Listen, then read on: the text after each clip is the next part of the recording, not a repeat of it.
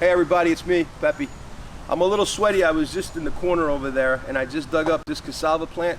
I never grew a cassava plant before in my backyard. I've done it at a couple of the nurseries with my family just for kicks. And we've always had a great time enjoying the cassava, which if you look down here, this is my tiny little harvest. It's not much, but it's only 2 small plants that started about, well, I'd say about a year ago. So I harvested a little early. This variety needs more like 18 months. And if I would have harvested this, say 6 months from now, I would have had probably about twice the size, and I probably would have had twice the amount. But you know what? This is fun to do. It's easy, and it's a perfect plant to grow here in Florida. As long as it's nice and warm, you'll be doing great. There doesn't really get too many problems with pests. Minimal problems, completely organic. I sprayed nothing on here. As a matter of fact, to be honest with you, I didn't even fertilize this plant. No fertilizer. Now, had I done something with some compost teas and some fertilizers and organics, I probably would have had a much better harvest. But I think I just needed that extra couple of months, and that's why I didn't catch much of a harvest. But let's take a look here. You can see that this is something that we're going to go ahead and we're going to clean it off.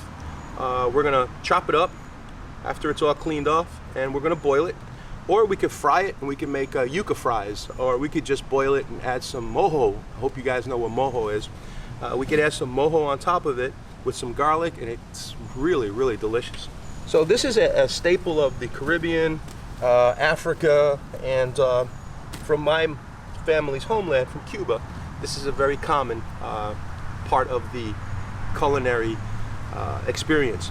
So here, if we want to propagate some more of these, it's pretty easy actually. You don't want to go ahead and plant one of these. What you want to do is you want to take a 6-inch cutting from here, and that would look something like, for example, this one. I would take from that node there's 1, 2, 3, 4, 5, 6, about 6 nodes, and there's 2 ways to do it. You could just stick it down in the ground about 3 nodes deep, or the way I like to do it, I like to lay it across. Just lay it across and cover it with soil. Okay, so here you go. This is about the size that you want to use to propagate your cassava plant. There's 2 ways you can do it. You could put these in. Actually, you should let them dry for a couple of days in the shade and then go ahead and plant them. But it's important to remember the direction. And if you look here carefully, I don't know if you could zoom in, you can see the way the nodes are pointing down. Okay, now let me show you. See the leaves? The leaves point downwards, and then these, if you look, so the direction, this is the correct direction. They should be pointing downwards like this. When they go in the ground, this is the way they should be pointing. They should not be pointing like that, okay? You don't want to put them in the ground like that. So to avoid that, if you really don't remember, what you do is put them down horizontally and cover them with the soil, and it'll work just as well, okay? Most people do it like this. They stick them down about 2, 3 nodes deep, leave 3 nodes out, and it'll start growing like what you see here. Many things you can do with this.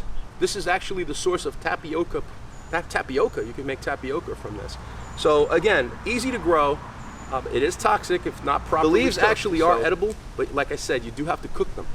So, you know, if you have this growing, make sure that little kids are not running around eating the leaves, and certainly, you know, make sure that you cook everything thoroughly. Excellent plant for Florida.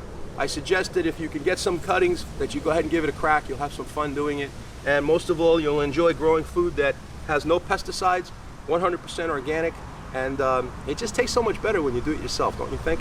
Anyway, come on back and check us out. You can also visit us at pepesplants.com. Our YouTube channel here is always coming up with some new stuff for you. So think about subscribing to our channel. We really appreciate it.